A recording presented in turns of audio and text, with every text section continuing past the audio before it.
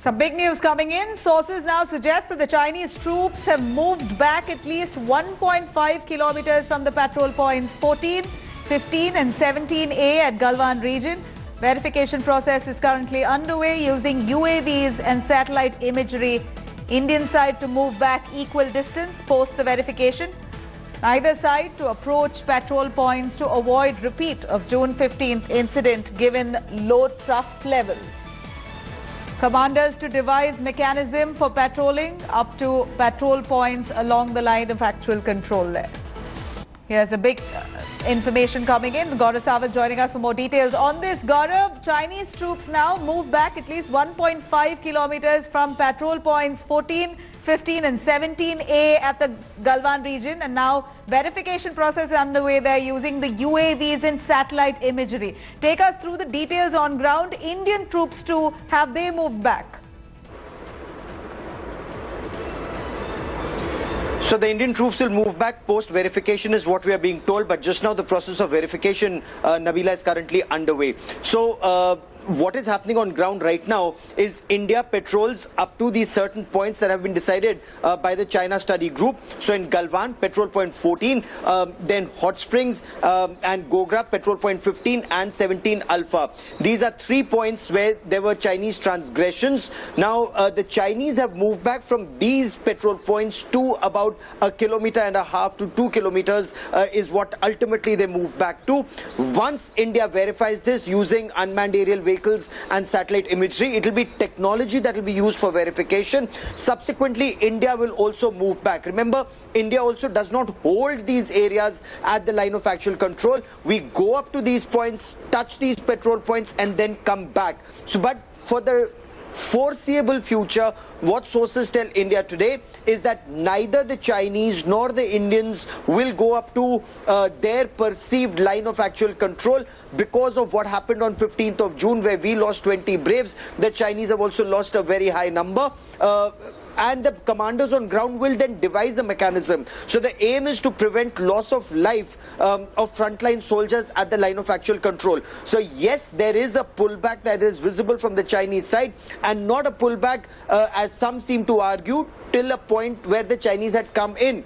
The pullback is 1.5 to 2 kilometers at least from patrol point 14, 15 and 17 Alpha.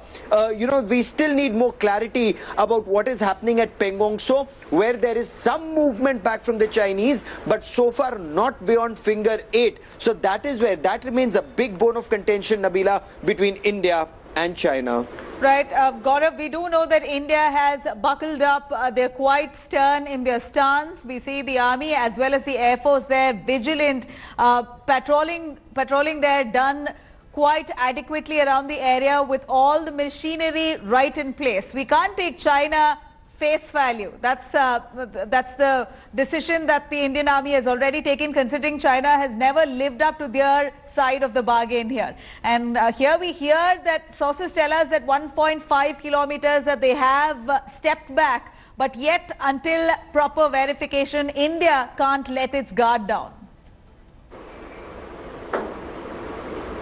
You're absolutely right, Nabila. This withdrawal of 1.5 to 2 kilometers or this disengagement is merely symbolic.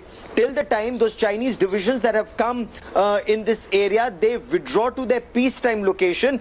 India clearly cannot trust China. And even when China withdraws to its peacetime location, India, because China has better infrastructure all along the line of actual control, and India is only trying to catch up just as yet. So India will have to ensure that we have heightened deployment in this area to be able to counter China should China attempt to come back. The fact that India cannot trust China, there is a history to it, and not just on the 15th of June, but when you look at newspapers, Nabila, that date back to July 1962, even then China had claimed that it's pulling back from Galwan, and it had pulled back from Galwan, and 97 days later we saw the Chinese attack in the manner in which they did, stabbing Pandit Jawaharlal Nehru's government of the time in the manner in which the Chinese did. So very clearly saying now India has learnt lessons from past mistakes, will not let China stab India in the back once again, especially after what happened even on the 15th of June. So Indian deployment will remain.